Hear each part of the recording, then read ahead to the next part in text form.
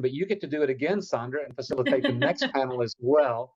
So we'll ask all the people who've spoken so far, the patients who've spoken so far, if you could just stop your video, and then we'll let the panelists for the next panel come on. And while that's happening, I just want to mention again, and you'll hear me say this, or us say this off and on through the day, that this wouldn't have been possible without the generous support of sponsors, both Bayer and Genentech.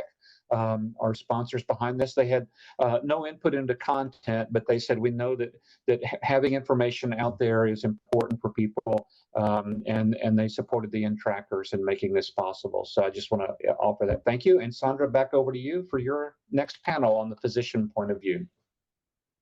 Thanks, Tim.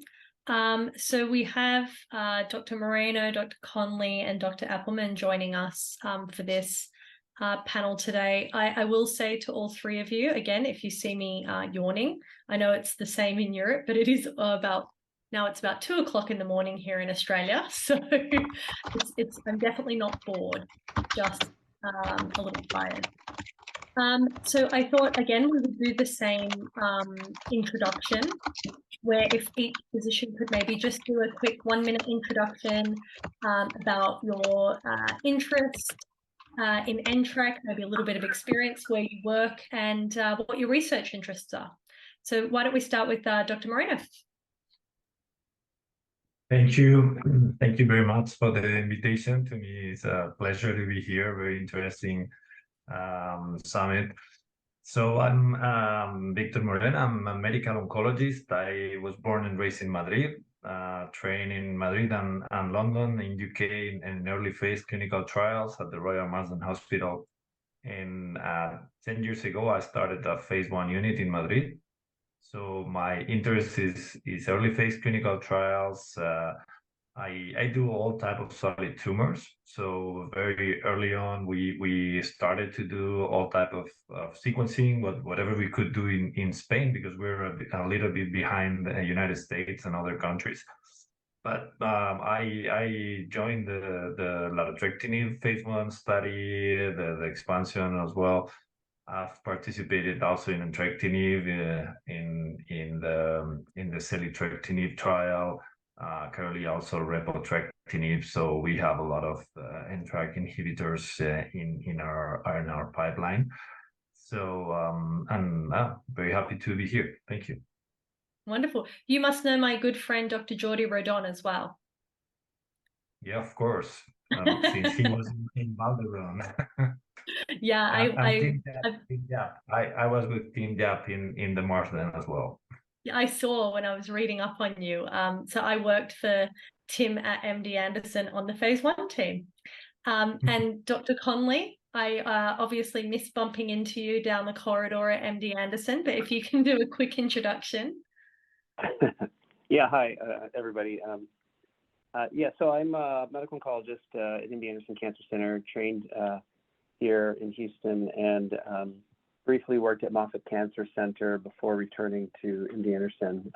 With the sarcoma group, I was also involved with the entrectinib study, and involved with a sort of a side project involving entrectinib, looking at sort of quality of life measures and impact of treatment. I generally consider myself a clinical trialist, and enjoy caring for patients with rare diseases and doing what we can to sort of improve upon their situation. Wonderful. Thank you, I do remember interacting with you, and I was glad to hear that you're a part of this. Actually, David Hong had mentioned you. So anyhow, thank you for allowing me to be a part of this. Well, thank you for coming.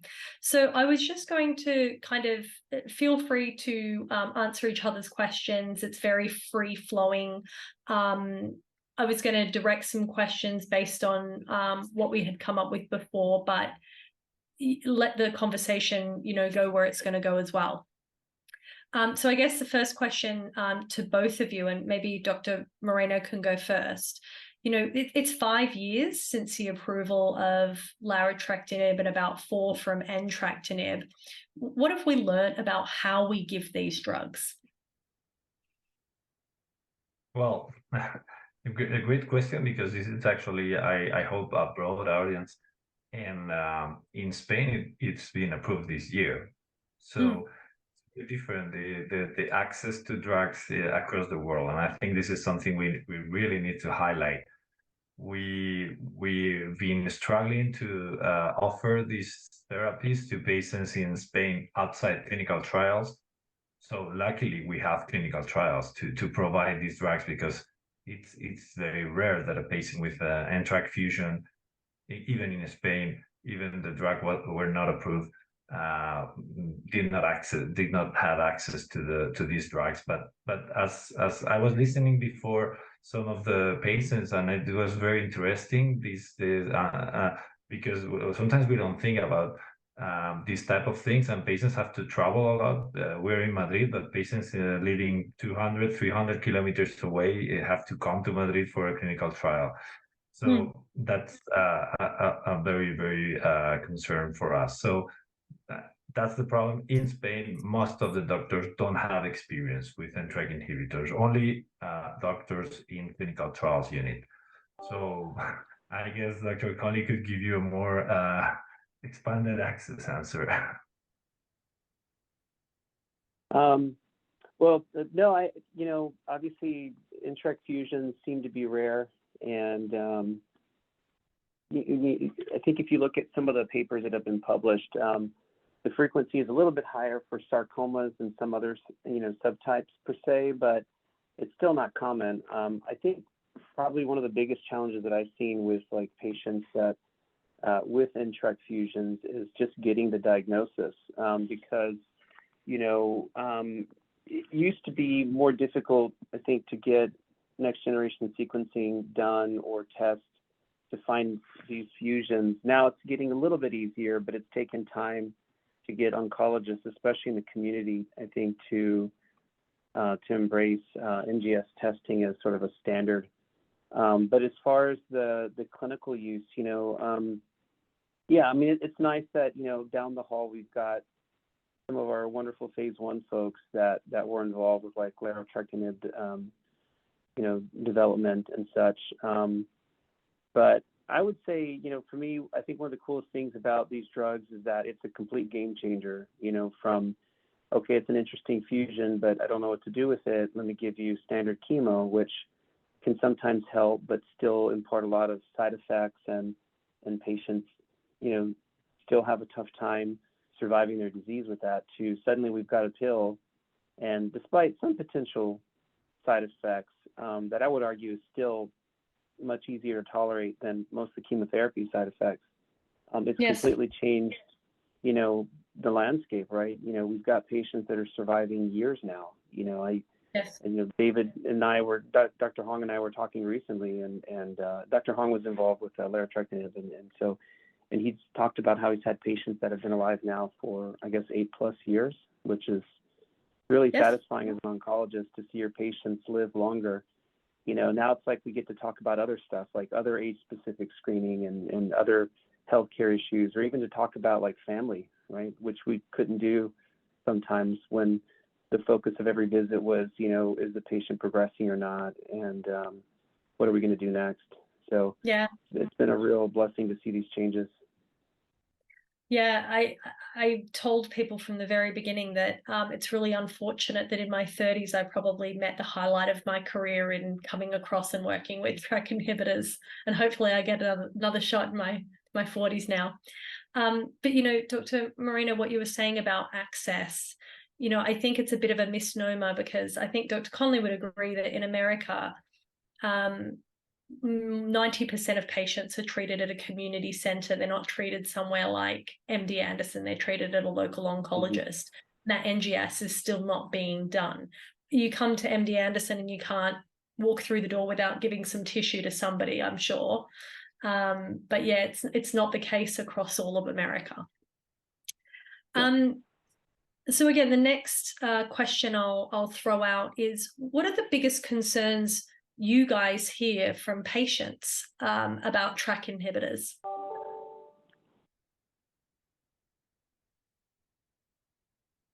So I would say, from my standpoint, the side effects in general are, and I say that as a clinician, that they seem to be more tolerable than cytotoxic chemotherapy, but it's not without risk, right? And so certainly there have been concerns at times for things like memory or cognitive changes that sometimes people might notice when they're on these medicines. And, how do you, mitigate that? Dealing with neurological concerns can be challenging itself. And then sometimes when you have patients on these medicines for a long time, there can be other changes that one may have to worry about, like bone density issues, like osteoporosis and such, and or fracture risk and other things. And so you kind of have to, instead of going into the patient room with your blinders on and just looking at scans and telling patients how they're doing, it's also sort of paying attention to other symptoms that they might tell you subtly, right? So I think that's been one of the challenges that I've noticed. Yeah, actually, I was listening very carefully to patients before, and we have a very interesting bias because we work in a early phase trials unit. All of our patients have advanced cancer. They have an incurable disease. So for us, when we see an NTRK patient, is like, well, this is different. I mean, for us, it's a blessing. So we probably don't pay attention so much. These side effects for us is like, well, you have NTRK fusion. Whatever this pill is gonna give you is gonna be way better than the cancer. So listening to the patients, they live it in a different way. Is their disease? So they are comparing with what they had before. They were healthy. So it is, we should, as physicians, pay a little bit more attention to the side effects that we are learning, obviously, because these patients have been on this treatment for many years, and we recognize this as side effect, but we had no idea before about all these problems, and well, I think we need to pay more attention, and we're doing probably with the newer drugs. We are listening more careful. Yeah. So one of the questions that often comes up is, and as you say, with these advanced cancer patients that have traditionally had really life-limiting and, almost immediately life-limiting illnesses, we weren't so worried about long-term side effects of these drugs, right? Because if your life expectancy isn't beyond a year, side effects that take 10 years to come up are less concerning. But we have patients that are now 6, 7, 8, 9, 10 years on TRK inhibitors nearly. Are we seeing a changing landscape in some of these long-term side effects? Any new ones you've seen in the literature popping up that are newly reported for these long-term patients? Yeah, well, actually, I was thinking about the bone fracture side effect, and I really question: is this real a side effect, or is just the patients we wouldn't expect them, to live for 6 years, and probably 5% of the population have a bone fracture during their lifetime? Yep. It's how do we compare that with what it's in the general population? No, it's very difficult to tease out, and I think this may be because of the long-term side effects, and we may start to worry about cardiological problems, because of the weight gain, and maybe some of the patients have problems because of these other diseases, cardiological diseases. So we really need to pay attention to that. Yeah. Dr. Conley, any comment?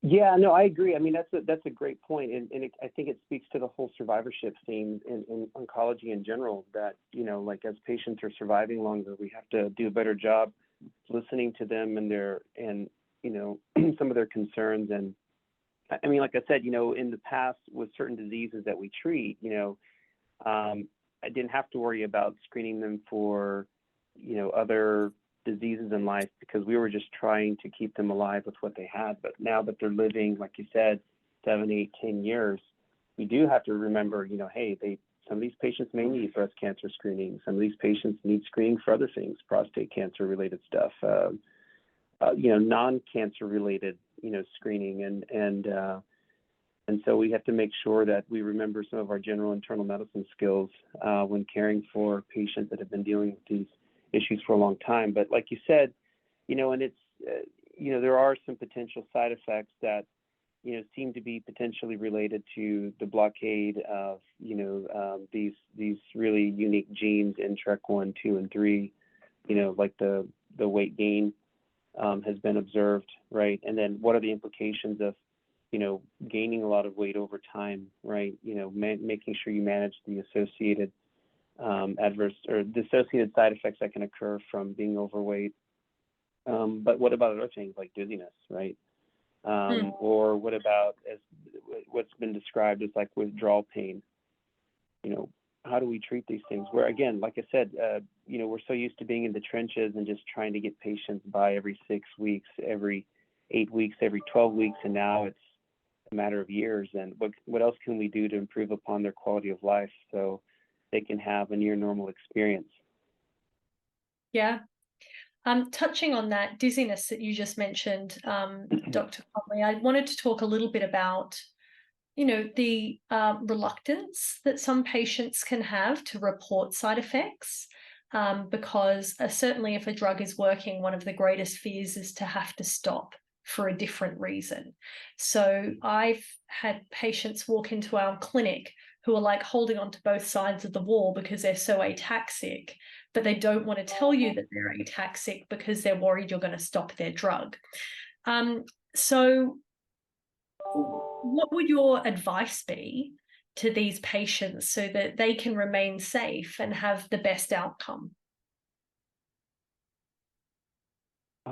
Great question. I mean, I think, when you're, and again, I say this because when you're in a clinic, and obviously most of us will have busy clinics, you have this finite amount of time to speak to patients, and what can you do to maximize the experience without making them feel like everything is rushed? But I think it's important to maintain sort of a nice open dialogue, have the patients feel like, I think, comforted and knowing that they can come to you with any issues that they have, right? Rather than being guarded. I think when you create an environment where patients feel at ease, they're much more likely to disclose what's happening. But I think to your point, maybe some of that could be also on the clinician side, where we just have to do a better job of making sure that we're asking questions and ensuring patients that, that we're not asking you this because we want you to come off study, but we just, I don't want you to be sick every day if we can try to manage these symptoms.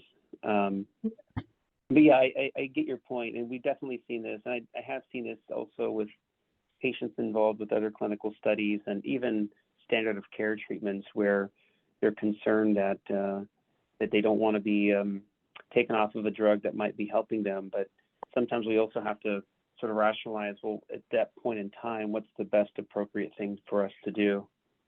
So challenging, I think. Yeah, I think it's also important to make them aware that this type of drugs and the dose is not so linked to the activity. I mean, it's important to maintain a high dose, but we've seen responses at very low doses, and actually some other TRK inhibitors have been developed by giving a low dose and then up titrating until tolerance. So it's not a matter of, okay, I'm gonna stop you and you're not gonna be on drug. It's just maybe we do a small dose reduction. We see how it goes. Still, the drug will probably work because you have the target, and probably with the lowest dose, the drug may work. And we're not perfect by defining the dose. I do phase 1 and I see what the recommended phase 2 dose sometimes is not so perfect, and probably that's why the FDA now has come up with the Optimus project, saying us, okay, guys, you need to do a better job at defining the right dose and the tolerable dose, and you probably need to test a couple of doses later in phase 2 or 3 studies. So if they know this, I mean, it's different. They say, okay, yeah, I'm not doing the same thing I used to do before. That's impacted their life, and maybe that deserves a dose reduction for a while. Yeah, I mean, I completely agree that sometimes I think it's not understood that these dose and by people, only by people that do early phase trials, I think, understand that some of these doses are established from 40 patients and, 50, 60 patients. It's not a huge amount of patients where you're getting this maximum tolerated dose. I know on larotrectinib, we have a long-term patient, I think patient number 3 or 4 on the phase 1 clinical trial, who's taking 50 milligrams every other day. But, a 30-kilo woman. Yeah. So, yeah, I think it's an excellent point to not be afraid and keep that relationship with your physician. And maybe even reporting side effects early might prevent you having to stop the dose and can just have maybe a dose reduction rather than a break. So another question I wanted to kind of touch on, did either of you see kind of like younger adults, people in their late teens, early 20s? Yeah, I mean, we have overlap here with our pediatric oncologists. I mean, we generally see patients that are 18 years of age and older, and but there are times where it might dip down a little bit lower, and likewise for our pediatric oncologists, they may see patients that are as old as up to 30, and in some cases up to 39 with this young or adolescent young adult sort of what they call AYA situation. But yeah, we do see a fair share of young patients. So what do we know about the impact of, TRK inhibitors on children, and what we have to watch for, and what issues might arise as these people get older if they're not a fully developed adult? I cannot answer because I only see adults, so I'll leave Dr. Conley for this. Sure. Yeah, I mean, again, full disclosure, I'm not usually treating infants, but yeah, so I mean, I think, like, for instance, there was recently an interesting paper put out. I think it was like a real-world experience using the data set from a very popular sequencing company, and what they found in their data set was the group that was with the heaviest representation of NTRK fusions were, of course, in little kids, where it represented about 2% of all cases, versus like adults, where for a lot of these diseases it might be under 1%, right? I think anytime you're caring for kids, and again, I will say part of this is, we sometimes have conferences where we'll overlap with the pediatricians and they talk about this, but like in the cancer world, we're so used to imaging all the time. We're so used to doing a lot of our practices without considering what the long-term effects would be, right? So like in adults, yeah, we do scans all the time. Like, and for some of these trials, you would do scans every 2 months, and we don't think about it, but you can't do that for a child, right? You can't be exposing them to radiation while they're growing, because there's a good chance that you could cause a harm to their bone health, right? You could affect their stature. There could be other implications from the exposure over a long period of time. I think the other thing that we encounter just in general when we're dealing with drug development, right, is we know oftentimes what the short-term issues are, but not the long-term, right? And then what else could we be seeing? What impact could it have on other organs or organ function, right? If you're a kid that's developing weight gain as a result of this, there's the stigma associated with being overweight, the health risks that are associated with obesity. So, I mean, I think there's a wide range of things that we have to think about that in the adult world we don't always have to consider right away. I mean, we still should place importance on it, but as I mentioned to you earlier, it's just, we tend to just take it for granted that, okay, you're a fully formed adult and you don't have those issues to worry about. But in a young person, that's not the case, and then what about other things? What if one day they want to have children? What type of guidance do they need there? And I think for kids or adolescents, young adults that are dealing with these types of diseases, it's important to have programs in place that can help with the counseling, that can help with fertility planning. What about the impact on cognition, right, and their ability for memory recall and other things? How does that affect them from an educational standpoint? So again, a lot of these things that we didn't think about because of all the reasons I mentioned earlier now are clearly very important concerns.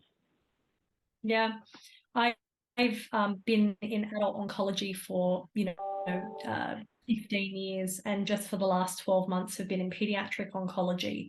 And like my heart almost stopped when I realized that we weren't going to scan our patients every 6 to 8 weeks, because every time you scan them, they need a general anesthetic, and that poses its own risks. And I couldn't understand why even though I have 3 children, I was like, well, just send them. If you forgot to do a lab, just send them back down to the lab and draw another one like you would with an adult. And those things there are many more considerations that you have to make with the pediatric population. And I think, larotrectinib was probably and entrectinib were the only 2 drugs that had like a parallel approval with the adults, and really paved the way for other drugs to be doing this, to develop at the same time. And if they didn't, I'm sure it would have taken another 5 years to get approval in children, as opposed to thinking of a novel way to approve in adults and pediatrics at the same time. Yeah, I think that this is a wonderful, if you understand me well, a wonderful problem to have, because if we're talking about all this is because these drugs are so effective that maybe now pediatric oncologists will start to think also, do we have to scan every 2 cycles these patients? We know 96% of them will be responding, so maybe they also have to change the way they manage these patients because of the high activity. So I mean, this is wonderful for those who treat other type of cancers, that we don't have this problem is because the drugs fail. So it need to highlight this. Yeah. Back to the prior session, what Chris was saying, having to come monthly, and that's why he wasn't able to participate in the trial any longer. It's kind of a loss for the patient and a loss for the information that can be gathered. And I know now these trials, certainly the larotrectinib trial in Australia allows patients to come every 6 months if they've been on trial for longer than 4 years, because they just get into like labs every 3 months, scans every 6 months. Because you want to minimize the other risks for the patients. Yeah, that's something we also do. We do every 3 months, but yeah, not every month for sure. Yeah. Tim, do we have more time, or is it time for the next session? No, you've got you have a few more minutes if you want. Maybe another 5 minutes if you have other questions to ask, and then we'll open it up for general Q&A. And we have had a couple of questions come through the chat, so if other people have questions, please drop them in the chat now. So we'll be ready for that. Yeah. One of the questions that did come up in the chat, this withdrawal pain is such a difficult side effect because, patients feel pretty crappy for a good hour or 2 every single day. But it kind of miraculously goes away as soon as they dose. Do we know what the mechanism for this withdrawal pain is? Excellent question. I mean, we know that the TRK proteins, those proteins that are expressed by the NTRK genes, in particular TRK is one of the proteins involved in pain notion. So we know there's a relationship, a biological explanation. I don't know exactly the mechanism. I don't know if anyone knows exactly the mechanism, the physiological mechanism under this. Yeah, I agree. I think what I've learned over the years is there's probably a link with these NTRK proteins, I guess, being perturbed or being altered by the drug and the effect, which causes pain. I don't know that it's been well described beyond that. I mean, there's certainly some review articles that are out there that one could, find that deals with it, but agree, what's the best way to deal with it, right? sometimes people can take non-steroidal anti-inflammatory medicines, but like ibuprofen or naproxen, I think the thing to be aware of with that is if you're taking it every single day, then there's a potential risk that it can cause irritation to your stomach and acid reflux, and in some cases people can develop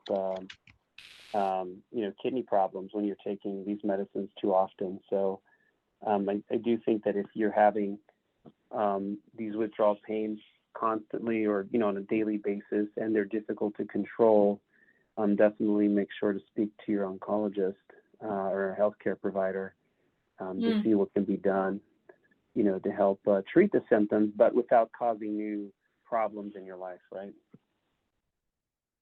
Yeah, we've tried actually. We usually prolong treatment beyond progression. If we're gonna offer another therapy, we advise the patient not to stop the treatments until, depending on the washout period of the next trial. But in general, it's very short, sometimes 24 hours, because these drugs have a very short half-life. So we advise them to continue taking the drug even though we know it's failing until we jump to the next therapy. Yeah. So touching on that, what do you recommend usually as a general rule, not like this is a medical opinion that you're offering now, but when somebody has to stop treatment? So say they've got a surgery or something where they have to stop, that while the half-life of the drug is very short, the off rate is actually very long. So when people do present with grade 3 dizziness, withdrawal pains, they can last a number of days, not just what the half-life of the drug is. So what do you guys generally do in practice if you have to have a break off treatment? Do you guys wean your patients off if you have the option, rather than stopping? What do you normally do? We try not to stop the drug in general because there are very few conditions that actually require totally to stop. And if we do, we try to make it as short as possible. We advise that this pain and withdrawal symptoms will probably appear, and the patient will are prepared for that. And we prefer to do dose reductions, but we don't find that doing this wearing off or tapering the dose will help. That won't help. That just end up with the same problem in the whenever they are on a low dose. Yeah, and the challenge for patients that have been on trial for years is that as we all know, protocols they can be so rigid sometimes, right? If A occurs, do B. If B occurs, do C. And sometimes you have to reach out to the sponsor of the clinical trial to find out if there's anything different that can be done. I know early on, sometimes these trials would allow patients to have certain procedures done, right? Or if it was a non-cancer related procedure, and oftentimes, before understanding all these potential risks, it would just be hold the therapy and let them get the procedure and then restart, right? And then that doesn't help if they've been on it for a while and then suddenly they get those pains. And so it can be sometimes challenging for those individuals. And there have been different approaches, even using opiate pain medicines. But my understanding is even with opiate pain medicines, it hasn't really done a good job of lessening that pain entirely. So I think, if you're in the real world situation and have the ability to dose reduce, that would, I think, be ideal, like Dr. Moreno said. Yeah, I agree. There's a couple of questions here about the best way to treat the pain. And honestly, we tried everything in our phase 1 unit, and there was nothing that was really effective. I think it's just a time thing, unfortunately. And then you can try those paracetamol, Panadol. Sorry, now I've got back to the Australian name, Tylenol. So we've got 1 more minute. Would you both like to do one quick little last comment or last thoughts about TRK inhibitors or your experience? Okay, yeah. Well, thank you. Thanks for the invitation again. My experience is that this is one of the greatest discoveries, I think, in the in the last 10 years in the treatment of advanced cancers, making diseases that we thought were rapidly fatal into, well, something that can be called as almost like a chronic condition. So it's a great news for cancer treatment. Thank you, Dr. Moreno. Yeah, I agree. I mean, it's nice. I hope that we can find these types of successes for all sorts of different types of cancers out there. But for this one, I'm truly grateful that we're living in a time where we're seeing these types of changes. And of course, that doesn't mean that we settle, right? We have to, like we've already identified several issues, right? Managing the symptoms, the long-term aspect of this, managing the common symptoms that we attribute to NTRK. I think thinking about how to overcome resistance in a disease that's really rare, and how do you get companies to be on board with that?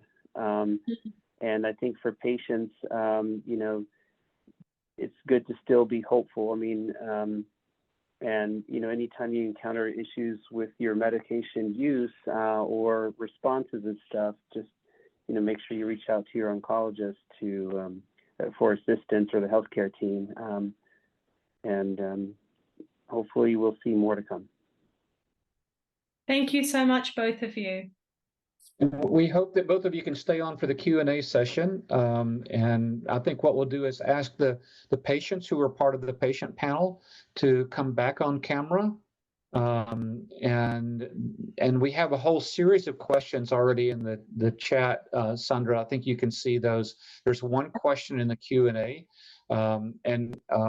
But while we're waiting for the patients to join the Q&A session, I'll just address one of the questions from the Q&A, because I think it is a more physician-oriented question, and that is, when you put somebody on a TRK inhibitor, how long do you wait before concluding that it is or is not working? Or in particular, like if you put somebody on and you're not seeing tumors shrink or things like that, how long do you wait before you switch to the next treatment mode?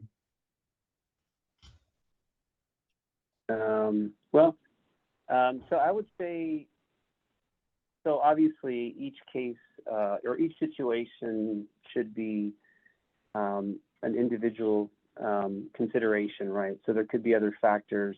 So that's my little disclaimer, is that there could be other factors involved to think about. But, you know, I treat a lot of sarcoma patients in general, and in our world, stability can still be a good thing.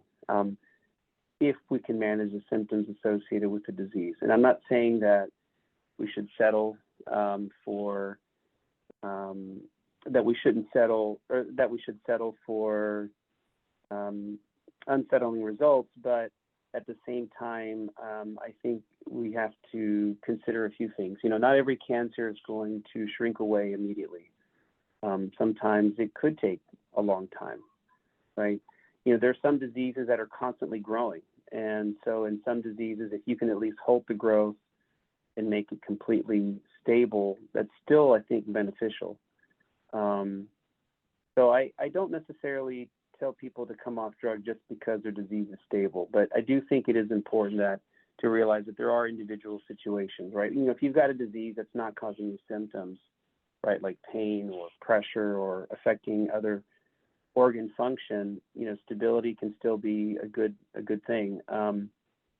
Obviously, if you're stable disease, but you're still having a lot of pain, breathing problems, or other issues related to where the cancer is, that's a truly difficult situation.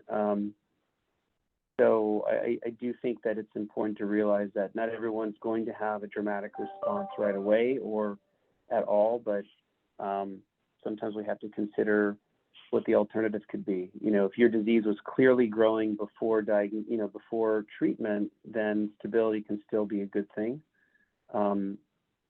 But these are tough questions, I think, to answer. But I think it's important to stay hopeful and just make sure that if you are having stable disease but symptomatic, that your oncologist or the oncology team is aware, so that they can try to optimize your symptoms.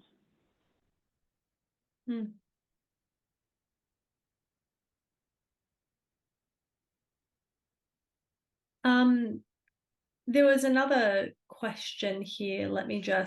There's a few questions here, one specifically about hydration and the dizziness from TKIs. being the best treatment. I'm not sure I've ever seen. I think the dizziness, from my experience, is caused by a different mechanism. Would you agree, Dr. Conley and Dr. Moreno, that hydration probably isn't going to stop a TKI dizziness? Yeah, I agree that, I mean, for sure, being dehydrated is not something good for your dizziness and your symptoms, but obviously there are different susceptibilities. We don't know why some patients have the dizziness and others don't. So it's so particular to each patient that it's impossible to come out with just a single rule that works for everyone. Yeah. Yeah, I agree. Oh yeah. Sorry, go ahead. No, go ahead. Oh, Dr. Conley. Yeah, no, I was just gonna say. I mean, I think if we just tackle dizziness by itself, that could still be a challenging symptom to deal with. It's one of those. I mean, again, taking NTRK stuff away for a moment.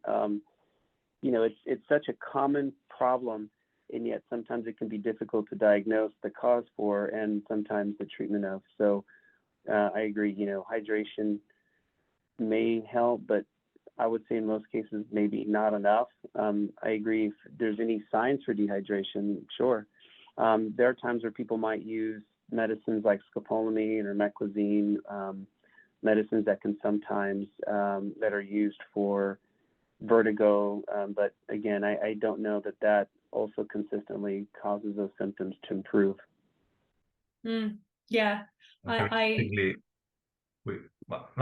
just going to the biological, explanation of dizziness. We talked before about track A being a bit responsible of the pain. Track B is more related to the dizziness, and actually these give us hope to develop even better drugs. It's so difficult to target only track A and spare track B and C, but for other targets, we've done it. And we've improved our specificity to different tyrosine kinase domains. So maybe we are able to develop drugs more selective towards those fusions. We will have less side effects. So this is a matter of constant research. So funny you should say that, Dr. Moreno. My next question was going to be about the pipeline for drugs. And there is actually a new selective TRK inhibitor that is coming into phase 1 clinical trials. So yeah, you would expect if you were able to target track A, B, and C, or track 1, 2, and 3, you would then dial out those off-target effects that you get that you don't really need if you have, say, a track 3. If you have a NTRK3 fusion, then you would have a track C inhibitor. Presumably, you would get less of those side effects that are more associated with track A and B, right? Yeah, totally. And that's what's happened with other fusions that are more frequent. And like the FGFR fusions, now we have FGFR2 selective inhibitors. So that's the way forward, but it's very difficult from the chemical design. But yes. Yeah, definitely it makes a lot of sense. Also difficult in a small patient population. Yeah, that's probably why it's lagging behind. It is because not so frequent. But there is an interesting thing. Since these drugs are so effective, the incidences of the disease are very low, but the prevalence will increase. So in a few years, maybe the patient population is so broad that the pharmaceutical industry will say, well, this is an interesting target that didn't exist before. Yes. Yeah. And what about you, Dr. Conley? What about in the pipeline for what you've seen at MD Anderson in terms of patients after they've had a first generation inhibitor? Yeah. Well, first of all, I'd like to say what he just said right there, I think was key. And that's like a huge selling point, I think, that sponsoring pharmaceutical companies should consider, is just the fact that the prevalence is going to be, I think, the important point here. In other words, not how many people are diagnosed per year, but how many are living with it total, right? Because that number is going to continue to grow. And that kind of brings me to the question that you're saying, because I think the difficulty, in my opinion, and again, this is just my opinion, that we're going to see is that, especially right now where we're in a global economic situation that maybe isn't the greatest, how can we keep companies interested in developing drugs for ultra rare diseases, right? And I think if we can have more of these very specific inhibitors, that would be great. My sense is that one way to deal with this is for companies to think about drugs that maybe block multiple targets. There are, of course, NTRK inhibitors that can block multiple targets. That might make things a little bit more feasible, right? Because, again, coming from the sarcoma world where every patient we deal with is rare, oftentimes what we have to do is work with companies that are seeing success for more common diseases, right? So if you can block ROS1, great, and NTRK, even better. But we want to make sure that it's still blocking our target of interest as well as possible, right? And so hopefully the medicinal chemists out there will continue to improve upon these types of ideas, and admittedly, I don't know, like with the FGFR space, if you're seeing that as much, right? I guess maybe the populations collectively are just larger, so you don't have to worry about it. But I do think from a pharma standpoint, it would be great if we have drugs that might have some cross coverage, just so we can make sure our patients are still seeing development for their disease. Yeah, and I think the importance of groups like this, maintaining momentum, maintaining a voice, there is power in numbers. So I think better advocates that the patients can be for themselves, the more development there will be, the more interest there are in enrolling in trials. Right. Tim, were there any other questions? I can only see the host question. No, so Sandra, I think one, I would love to hear from the patient perspective, and then maybe some dialogue around some of these the side effects. So for one thing, someone said, do the side effects change over time? In other words, do some of them become less severe or go away? Do new ones pop up over time? And for those of you who have been on these inhibitors for several years, I wonder what your experience is, and then maybe from the physician perspective, what they have seen.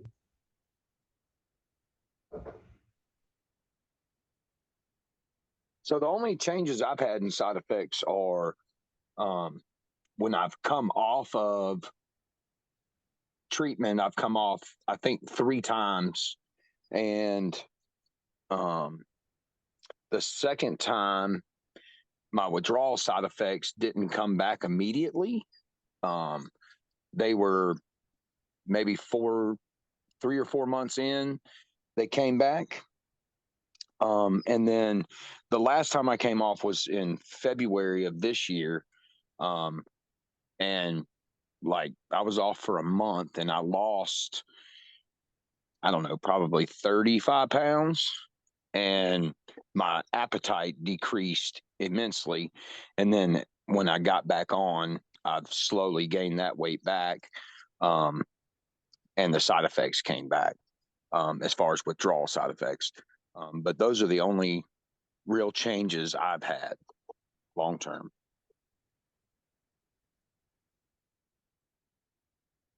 I think for us, oh, go ahead, Ben. Okay, thanks.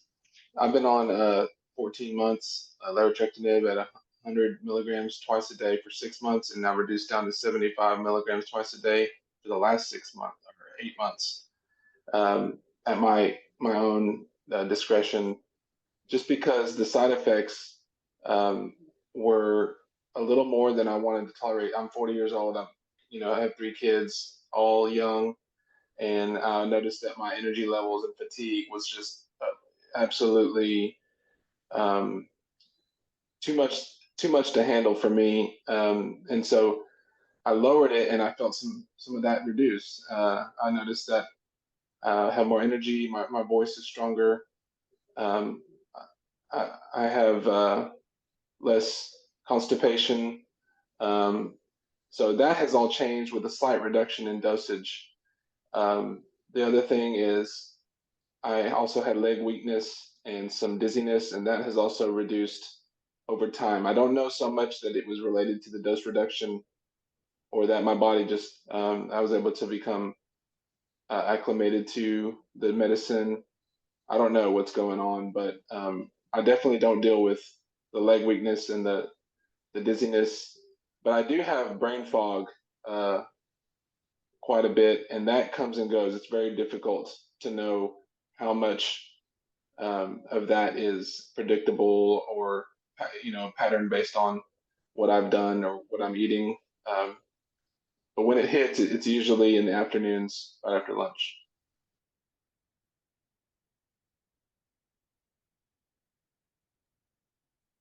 Ben, that is very helpful for me. Like I said before, having a child, it's very hard to determine what she's going through. And these are things like mentioning to her teachers if she's having afternoon brain fog, or she might not be able to concentrate at school. Is it because she's 10 and she's active, or is it because of the medication? So these are things that I'm making note of personally.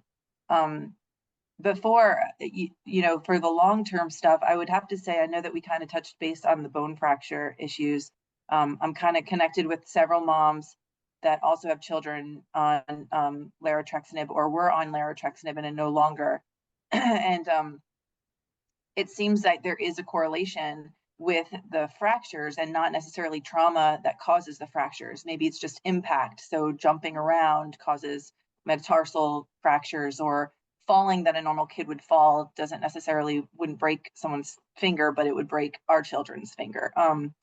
But I think that, one of the moms texted me during this this seminar and said, when did the fractures start?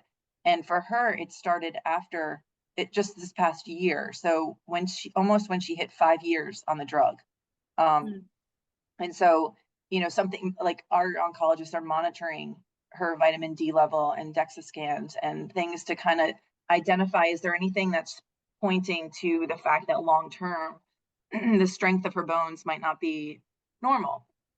The other thing is, I don't know if there's a correlation, kind of like Ben said, he doesn't know when or if or how there's any relation, but you have to make note of all this because technically this hasn't been on the market very long. There's not a huge population to draw the data from, but my daughter has a hard time sleeping. So anxiety coming towards nighttime and then staying asleep during nighttime. And I don't know if that's other people, adults and children see that, if other children see that, is it age related? But there is definitely a higher incidence of anxiety over the past couple, I'd say the past year, with sleeping and feeling restful, right? And then the energy and fatigue, we see that with Lakeland on and off, but there's no correlation to say she had a busy day today and she's tired, or it just kind of comes randomly, where she might just take a nap and I'm like, this is strange. She's never takes a nap, right? And she's not sick. So one of the things that you guys said as doctors is paying mind to the patients long-term and maybe asking more questions or even doing more studies on them because we don't have the data. As a parent, that is so key, because I don't want to always be that that mom that's always worrying about what if, but we really don't know. And so you have to continue being a guinea pig, technically, so you can help other people and your own children or yourself to know, is this related to medicine, or is this just hormones, or is this just a child being a child, right? So on the pediatric side, I just wanted to share that, and for our long-term, and I can't think of anything else long-term that she's gotten more of besides those two things, the fractures and anxiety. I know, Leslie. Oh, go ahead. I just to kind of go off of what Leslie said, like I started on phase 1 clinical with Stanford, at the end of 2016, 25 years old, or 26 years old. Now I'm 32. And one thing I could say off my occupation, I was extremely active, busy, like required to maintain like a certain level of physical fitness. And one thing I noticed the longer I was on the medication with the side effects in regards to the kind of like rebounding pain syndrome or whatever you want to call it, is the more active I was. We'd have training days where we'd go run 5-10 miles, or we have new guys on our team where we want to run them into the dirt to see how bad they want to really be there. Those days, I really exert myself, was really, physically active. I would start hurting significantly earlier, like, I mean, hours earlier. And the longer I was on the drug, it kind of, the worse it got. It kind of, stabilized to where now it's like pretty much every day, unless the only thing I found that is kind of will help me is if I stay moving, which is hard, is really hard to do sometimes. But if I stay moving, that pain seems to, like, I'm able to kind of push through. But if I stop, I slow down, and I can feel it. I can feel it starting in my hands, in my eyes. I look up, my eyelids hurt. I always try to stay hydrated, but that pain, I definitely will say, like, in my experience, is correlated with my level of exertion. Sometimes, I'm assuming maybe because it's working itself out of my blood system faster the more I'm exerting myself. And to the bone fracture thing, I know that I guess they're saying there's a correlation. Again, I've been on the drug quite a while, and fractures are what ended my career. I had to retire this past July because I was going over a wall, and my shoulder catastrophically dislocated, blew apart, and I fell. And basically, I crushed my L3 through S1 and my right knee. And I don't know. I don't know if there's I don't know if there's a correlation. I think it's hard for I know it's hard for the doctors, because I talked to my oncology team, and with this drug, is I'm growing up, I'm getting older on this drug. These problems I didn't have at 26. I've always been otherwise healthy, and now I'm 32, and I've had this discussion with them. And they go, well, you seem otherwise healthy, but I also spent my entire adult career working at nighttime, and even prior to this drug, I had a kind of a chronically, a little bit low vitamin D level. So I know it's really hard for them to say. It's just, I know a lot of us, like, I went through where I'm like, hey, I want to answer, why did this happen? Or I saw that there's bone fractures. Well, do you think this happened? It's like, well, you were in a catastrophic accident. Maybe it did contribute, maybe it didn't. And I know it's really hard. Like you said earlier, they're kind of gleaming the cube from what's going on with all of us. And I think it's important for us to share information with each other. I've learned a bunch. I thought I was like the only guy having this pain going on until I found the Facebook group, and I'm like, okay, I'm not just a big sissy, Yeah. Thanks everybody for this. And Sandra, I'm sorry to, I know you said you were having some trouble seeing some of the questions, but I wonder, there's a question I think might be related to some of this, but maybe the doctors can speak to. Some of what we've heard from the patients are about brain fog and anxiety and things like this.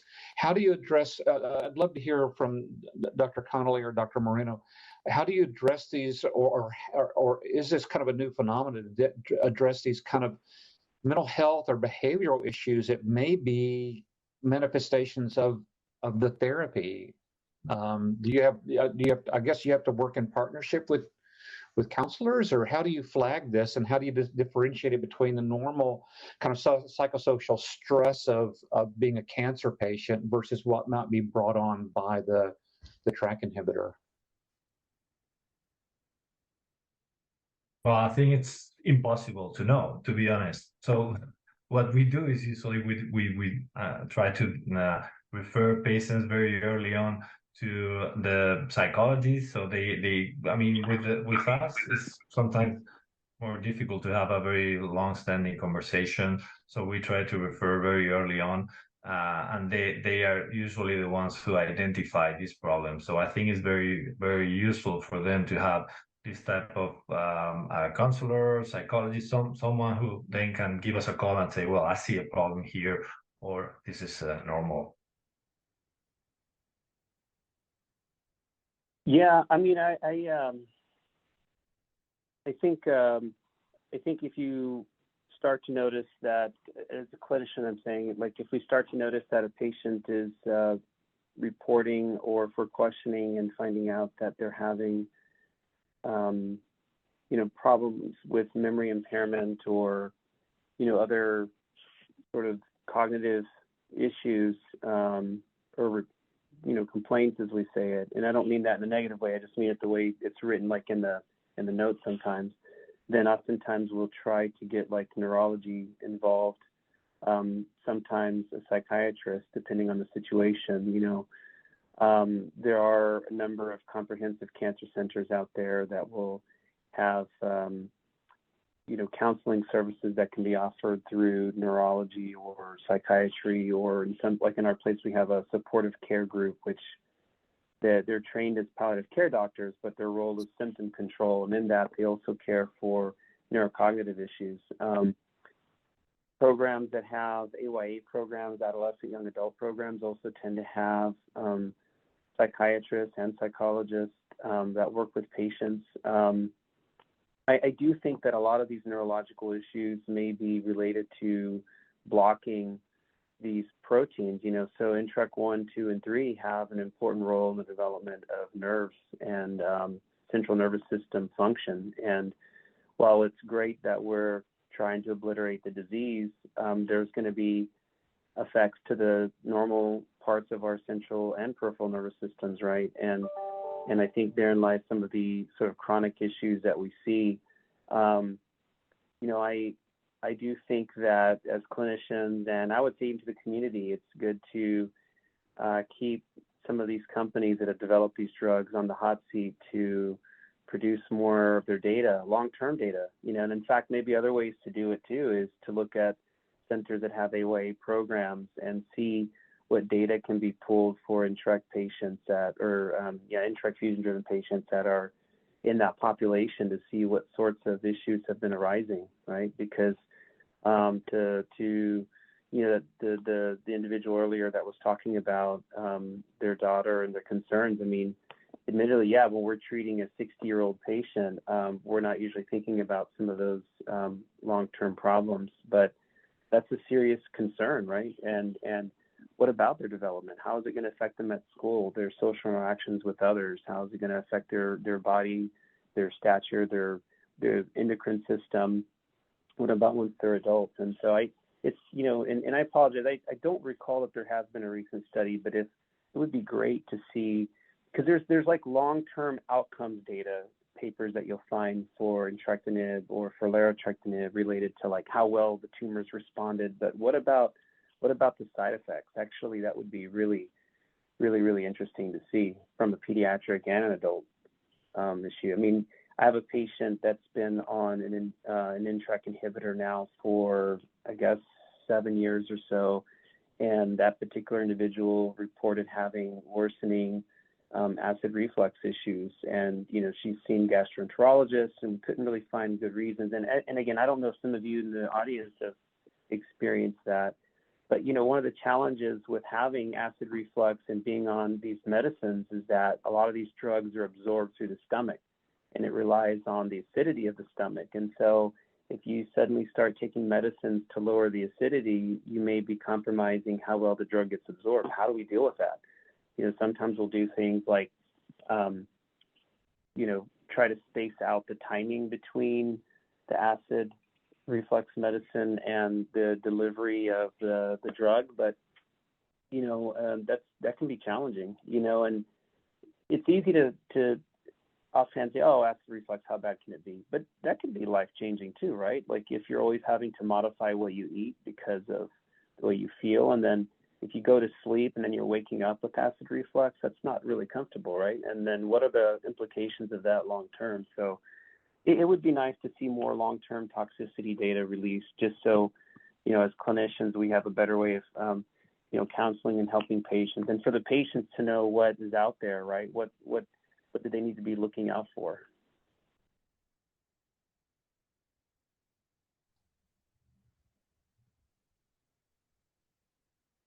Thank you for that. Sandra, we're just about at time. Did you have another question you wanted to address, Sandra, before we wrap up, or? I don't think so. I think most of them are we've kind of covered, rather than somebody did have a question. There's been a couple of questions here about scans because we mentioned them in children. And I think, correct me if you think I'm speaking out of turn, Dr. Conley and Dr. Moreno, but it's really about that balance between how often you need to look at the cancer to make sure that the drug's doing the right thing, to how much of a risk there is to doing the scan in itself.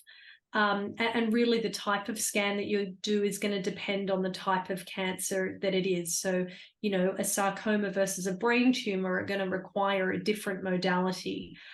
So I really think that's probably an individual conversation with your physician about what the rate of the cancer growth is, what the location of the tumor is, and what the risk of doing the scan. You know, if the cancer's been stable for 2 years, you might be more comfortable doing a scan less frequently than if the cancer has been growing fairly recently. Does that pretty much sum up what you think about scanning? Yeah. Yeah. Totally agree. I mean, that depends a lot on the tumor type, the situation. It's true that sometimes we have to follow the protocols. If it's a clinical trial, for us, it's very difficult to not follow that. But sometimes when patients are very long-term on a therapy, we stop the clinical trial, comes on a compassionate access or whatever, and we have more flexibility to adapt to that. Mm. Yeah, I agree. I mean, it's sorry, go ahead. individualized choice. Oh yeah, go ahead. No, go ahead. I was just going to wrap us up, but you get the last word. No, I agree with Dr. Moreno. I think it's very dependent on the disease and the situation. But yeah, I think just modeling it off of other diseases like GI stromal tumors that has also been, you know, positively affected by oral drugs, KIT inhibitors and such. Oftentimes we'll space the imaging out tremendously to the point where we only check once a year, but I agree, it's really an individualized situation. And so I wouldn't advise just doing it without discussion with your healthcare team. Thank you very much. And we do need to wrap up this session. Sandra, it is 3 in the morning for you. You get the gold star of the day. But so thank you so much for your great job in facilitating. Thanks to all the patients and for our physicians who weighed in and all the healthcare providers. This wraps up the first half of the patient summit. And we'll begin the formal patient summit again in half an hour. But in the interim, for those of you who are interested, the NTRKers have partnered with a group called TRKers, and they are a clinical finding group. And they have a small presentation that'll pick up at about 5 minutes. We will take a 5-minute break from the top of the hour until 5 after, and then TRKers will come on, and then at 1/2 we will start the second session. The second session will focus much more on research and what is yet to be discovered and what we're trying to answer going down the line. A lot of the questions that showed up in the chat are related to that kind of research, like what other kinds of cancer drugs are being developed, what kind of drugs, what do we know about combining drugs, those kinds of things will all be addressed in this, the second half of this session. So we hope everybody can stick around and join us. But again, well done this morning. Really great information, both from the personal patient perspective and from the healthcare provider perspective. And thank you all for the good work that you're doing. All right, we'll take a break now and be back shortly.